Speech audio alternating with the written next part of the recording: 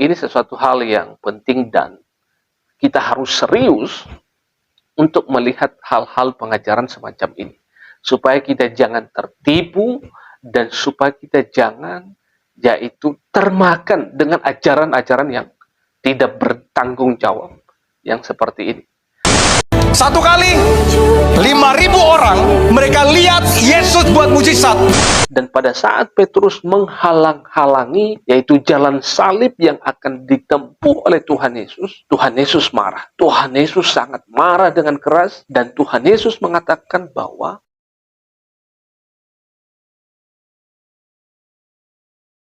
Ibu dan teman-teman semua. Nah, hal-hal pengajaran seperti ini saya menyatakan dan mengharapkan kepada kita semua bahwa jangan ditelan mentah-mentah. Perlu kita memproses dulu, perlu kita lihat kebenarannya dulu, supaya apa? Kita jangan disesatkan di dalam berpikir, dan juga kita jangan sampai salah pengertian tentang apa yang disampaikan, terutama dalam hal bagian ini. Satu kali 5.000 orang mereka lihat Yesus buat mujizat dengan 5 roti 2 ikan. Yang hadir berapa saudara?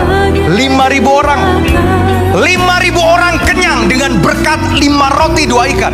Satu kali Yesus buat mujizat, Bartimeus buta melihat. Satu kali Yesus buat mujizat, Lazarus bangkit dari kematian. Tapi pertanyaan saya, di mana mereka ketika Yesus ada di atas kayu salib? Gak ada, Pak. Makanya kalau mau lihat orang Kristen, jangan melihat kesetiaan orang Kristen ketika terima berkat dan mujizat, tapi lihat orang Kristen kesetiaannya ketika mengalami proses dan salib. Masih setia nggak sama Tuhan? Halo guys, pada kesempatan ini saya ajak kita untuk ngobrol santai ya di dalam bagian ini. Dan satu video ini muncul di beranda saya di Instagram dan saya menyimak sampai selesai video yang saudara akan lihat nanti saya tampilkan di depan bagian video ini. Nah teman-teman, saya menyimak satu video utuh ini yang saudara akan lihat dalam bagian ini. Videonya sangat pendek sekali, sepertinya ini hanya sebuah cuplikan saja dan saya kurang tahu seperti apa video yang lengkapnya. Nah, tetapi ada satu pesan yang menarik yang perlu kita bahas secara bersama-sama. Nanti tentunya ini terserah saudara setuju atau tidak, tetapi kita harus menyatakan kebenaran dan kita harus meluruskan hal-hal yang salah. Karena itu adalah tugas saya sebagai orang Kristen dan tentu juga saudara sebagai orang Kristen. Kalau melihat itu salah, melihat itu keliru, tidak sesuai apa yang dikatakan, apa yang dinyatakan oleh Alkitab, maka tanggung jawab saya dan kita semua adalah untuk meluruskan dan mengingatkan orang tersebut. Nah, berhubung hal ini sudah dipublish, maka kita juga menyatakan secara publik supaya ini fair seperti itu. Nah, teman-teman, dalam bagian ini salah seorang yang saudara lihat di bagian sini, saya kurang tahu siapa beliau, saya tidak mengenal siapa beliau, dan di bagian ini dia berbicara tentang firman Tuhan. Dan bagi saya ajaran ini adalah satu ajaran yang hal yang keliru dan ini perlu diluruskan. Dan satu video pernah saya buat tentang seperti serupa pengajaran atau pernyataan orang yang semacam hal ini. Nah teman-teman, di dalam video ini beliau mengatakan bahwa pada saat Tuhan Yesus melakukan mukjizat dan kita melihat bahwa di dalam Alkitab kita, secara khusus di dalam kitab Injil, itu banyak sekali di mana dicatat di situ ada banyak sekali mukjizat yang dikerjakan, yang dilakukan oleh Tuhan Yesus selama Tuhan Yesus pelayanan bersama para murid-murid. Dan ada begitu banyak sekali mukjizat di situ. Tuhan Yesus melakukan mukjizat misalnya adalah 2 ikan dan 5 roti, 5.000 orang yang makan, dan bahkan lebih lagi roti-roti tersebut. Dan banyak lagi yang mukjizat yang lain. Misalnya adalah orang buta bisa melihat, yang mati juga bisa bangkit kembali, yang lumpuh bisa berjalan, yang tuli bisa mendengar, dan ada begitu banyak mukjizat yang dikerjakan atau dilakukan oleh Tuhan Yesus. Nah, itu adalah suatu pernyataan yang dinyatakan oleh saudara kita ini. Tetapi dinyatakan bahwa pada saat Tuhan Yesus, ya, pada saat Tuhan Yesus disalibkan di atas kayu salib, kemana orang ini? Nah, ini kan suatu pernyataannya. Suatu pernyataan dan sekaligus itu menunjukkan pertanyaan. Nah, seperti itu ya.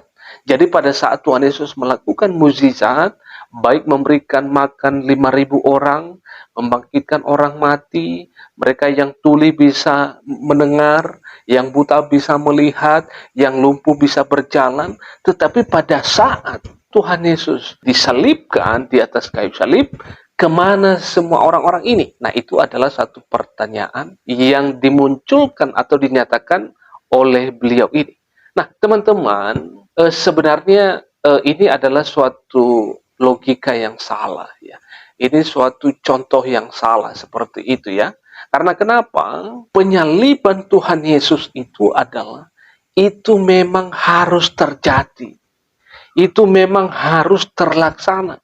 Karena itu adalah sudah dinubuatkan di dalam perjanjian lama oleh para nabi-nabi, baik nabi besar maupun juga para nabi kecil, itu sudah dinubuatkan nantinya akan lahir juru selamat yang akan menyelamatkan manusia dari dosa, dan dia harus mati dan bangkit dan naik ke surga. Nah, di dalam perjanjian baru maka Tuhan Yesus menggenapi itu. Tuhan Yesus mengerjakan itu, dan semua nubuatan itu dikerjakan oleh Tuhan Yesus. Nah, kemana orang-orang itu yang Tuhan Yesus bantu? Nah, tentu hal ini adalah tidak cocok atau tidak relevan untuk menyatakan hal demikian. Pada saat Petrus, ya, kita melihat di dalam percakapan Petrus dengan Tuhan Yesus adalah pada saat Petrus, ya, pada saat murid yang sangat dikasihi oleh Tuhan Yesus, salah satunya adalah Petrus, dan pada saat Petrus menghalang-halangi yaitu jalan salib yang akan ditempuh oleh Tuhan Yesus marah. Tuhan Yesus sangat marah dengan keras, dan Tuhan Yesus mengatakan bahwa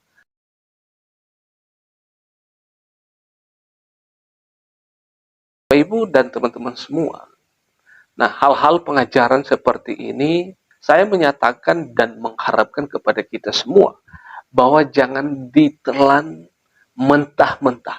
Perlu kita memproses dulu, perlu kita lihat kebenarannya dulu, supaya apa?